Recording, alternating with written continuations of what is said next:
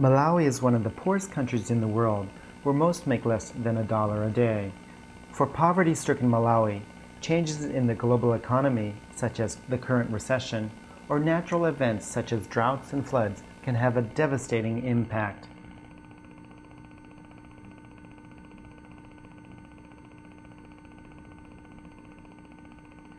This is Ken Wong of the Face-to-Face AIDS Project, and I want to tell you about a truly remarkable community-based organization here in a very poor neighborhood in Malawi's capital city of Lilongwe. Set among a gulag-like scene of people chipping at rocks to earn pennies an hour, the Paradiso House was established about 8 years ago by HIV-positive women who knew that no one would come offering assistance unless they themselves took it into their own hands to do something to help themselves and their fellow neighbors suffering from poverty, HIV, and other diseases.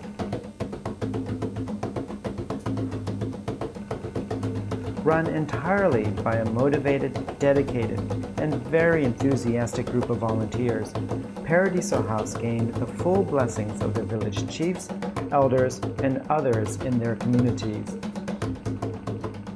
Like many of Paradiso's volunteers, the acting director, Miriam Masewa, is herself HIV positive and knows firsthand the challenges that people face when dealing with AIDS. Here is the acting director, Miriam Masewa, who will introduce Paradiso and its many innovative programs that aim to strengthen their community and to make them increasingly self-reliant. Paradiso Home-Based Care is a non-profit making organization, non-political. It serves the community in reducing the incidences of HIV and AIDS. That is providing quality care in home environment, supporting the orphans who are in need of school fees, supporting the elderly who may be lacking beddings, clothes, and their like, and also supports widows, people living with HIV and AIDS, people with disabilities. People with disabilities includes those who are visually impaired and those with physical challenges. So Pendulum and Face-to-Face this year has supported Paradiso with scholarship for 21 girls in secondary school.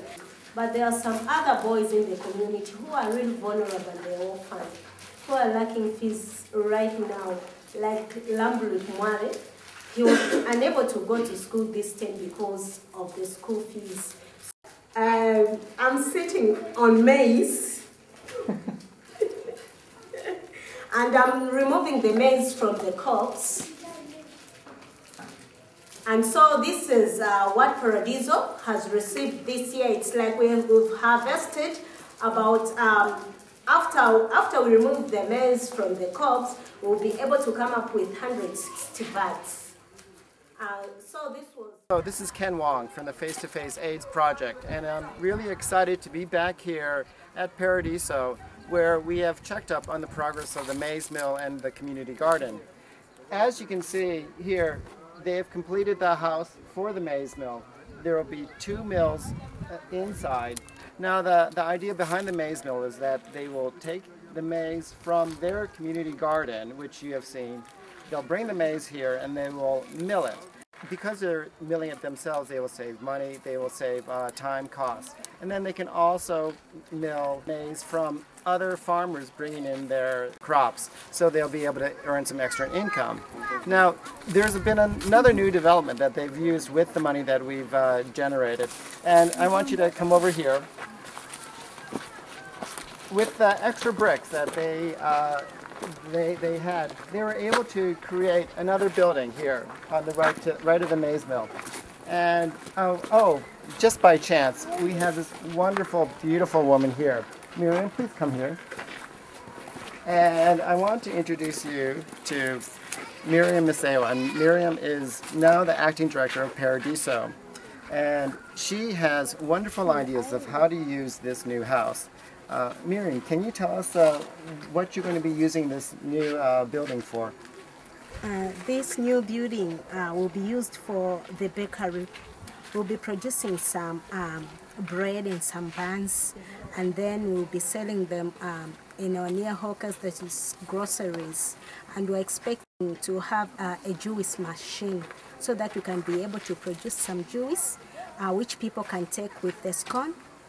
So they're going to be making scones, and you can enjoy juice. Will there be tea as well? Yes, tea will be right there, because a lot of people in our community enjoy drinking tea, especially at a place where they cook scones. At the bakery, we'll have 5 people working, while at the maize-mill, we'll have 6 people working. After we have those funds from the maize-mill, we will be able to buy a lot of clothing materials in order for us to make them.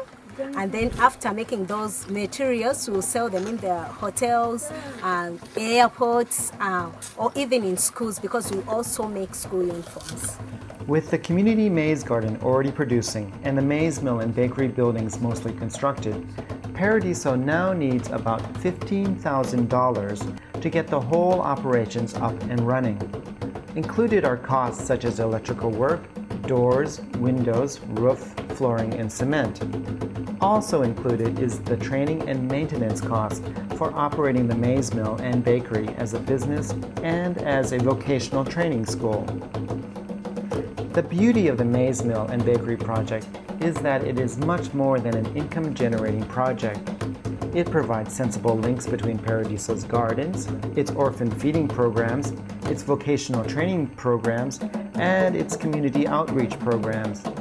This project is all about guiding and strengthening their own community to a better future, a future in which outside help will hopefully not be needed or sought out.